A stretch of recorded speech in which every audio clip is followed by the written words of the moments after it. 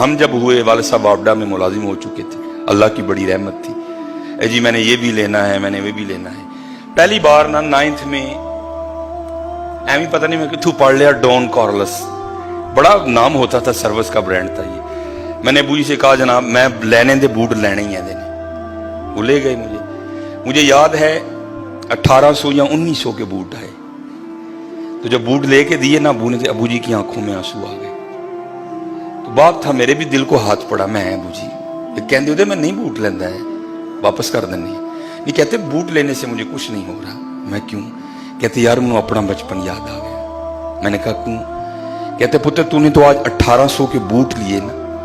جب ہم انڈیا سے پاکستان مہاجر ہو کے آئے تھے نا, تو ہماری غربت کا یہ عالم تھا کہ سارا بچپن کبھی میں نے شلوار نہیں پہنی تھی. ماں قمیض اتنی لمبی سلوا کے دیتی تھی کہ ہم شلوار کا کام بھی قمیض سے لیا کرتے تھے.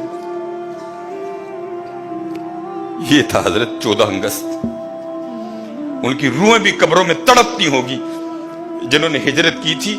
اور کبھی یہ کبھی کو بابا مل جائے نا یہاں بیٹھا, اس کو کہنا یار بتاؤ 14 اگست کو ہوا کیا کیا تھا.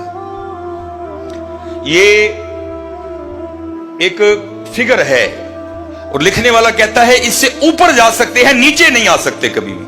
کہتے جب ہجرت ہوئی نا تو 90,000 مسلمان عورتوں کی عزت لوٹی گئی. حضرت 90,000. وہ کہتا ہے اس سے اوپر جا سکتے ہیں, نیچے نہیں آ سکتے. یہ ہے اس کا حاصل. ڈیک لگے ہیں, گانے بج رہے ہیں, منڈے ناچ رہے ہیں. حضرت اگر کسی رکشے پہ کوئی 4 بیبیاں بیٹھی ہیں, سب لڑکوں نے اپنی بائکیں اس کے پیچھے لگا رکھی ہیں. یہ تھا 14 اگست. اس لیے لیا تھا پاکستان.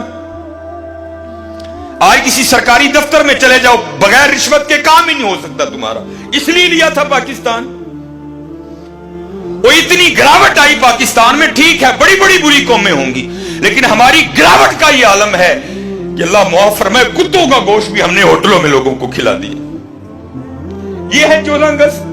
یہ ہے 72 سال بعد پاکستان. اور خدا کا واسطہ ہوش کرو. میں نے یہاں سے سیکھا کہ یہ ایک مہاجر کا یہ عالم ہے. پتہ نہیں لوگوں پر کیا کیا گزری ہوگی کہ غربت کا یہ عالم تھا. کہتے کبھی ہم نے اپنے بچپن میں شلوار نہیں پہنی تھی. تمہاری دادی قمیض اتنی لمبی سلوا کے دیتی تھی جس سے شلوار کا بھی کام چلتا تھا. ابو جی کہتے کبھی بچپن میں ہم نے پاؤں میں جوتی نہیں پہنی تھی. میرے ابو اور بڑے امیر تھے پیچھے کشمیر میں.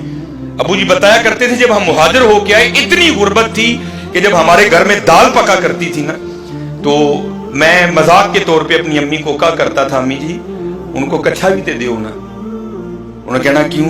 اے ہن میں دیش کی چھال مار کے تے دال دا دانہ کٹ کے لینا. اتنی غربت دیکھی ان لوگوں نے. کس لیے؟ ہمارا پاکستان. لیکن آج پاکستان کے جو حالات ہیں وہ سب آپ کے سامنے ہیں. اس لیے میرے دوستو یہ عمران خان نے ٹھیک نہیں کرنا. یہ نواز شریف کی ذمہ داری نہیں ہے, یہ آپ کی اور میری ذمہ داری ہے. یہ آپ کی اور میری ذمہ داری. چھوٹی چھوٹی باتوں کا دھیان رکھو. اس اپنا رول پلے کرو. حضرت اپنا رول پلے کرو. وہ بڑی مشہور بات ہے نا کہ جب نارے نمرود جلائی گئی نا تو حضرت ابراہیم علیہ السلام کو آگ میں پھینکنے کی باری آئی تو آگ اتنی بڑی تھی. اب وہ سوچ میں پڑ گئے آگ میں پھینکے کیسے. آگ کی تو قریب جا ہی کوئی نہیں سکتا, اتنی بڑی ہم نے آگ جلا دی. کیونکہ شیطان مجسم ہو کر, میں مختصر سناؤں گا, اس نے آ کر نا غلیل منجنیق بنانے کی جو تکنیک ہے نا وہ اس نے نمرودیوں کو بتائی. منجنیق بناؤ, ابراہیم علیہ السلام کو بنا کے نا سٹو. تو لکھا ہے کہ جب وہ آگ جل رہی تھی نا تو چڑیا اپنی چونچ میں نا پانی لا کے نا نارے نمرود پر ڈال رہی تھی یہ آگ بجھ جائے. کسی سیانے نے پوچھا وہ چڑیا وہ اتنی بڑی آگ تو بجھا لے گی؟ وہ دیکھ تو صحیح آگ کو, یہ تیرا ایک قطرہ ہے یہ کیا معنی رکھتا ہے اس آگ کے لیے, تجھ سے نہیں بجھے گی. تو مولانا روم فرماتے ہیں چڑیا کہتی ہے مجھے بھی پتہ ہے نہیں بجھے گی, لیکن کل بجھانے والوں میں نام تو ہوگا نا. ہاں حضرت خدا تو دیکھ رہا ہے کہ پاکستان کو لوٹنے والا کون ہے اور پاکستان کا خیر خواہ کون ہے. کیونکہ دین کی بات پھیلانا صدقہ جاریہ ہے. ثواب کی نیت سے ویڈیو کو شیئر ضرور کیجیے. جزاک اللہ.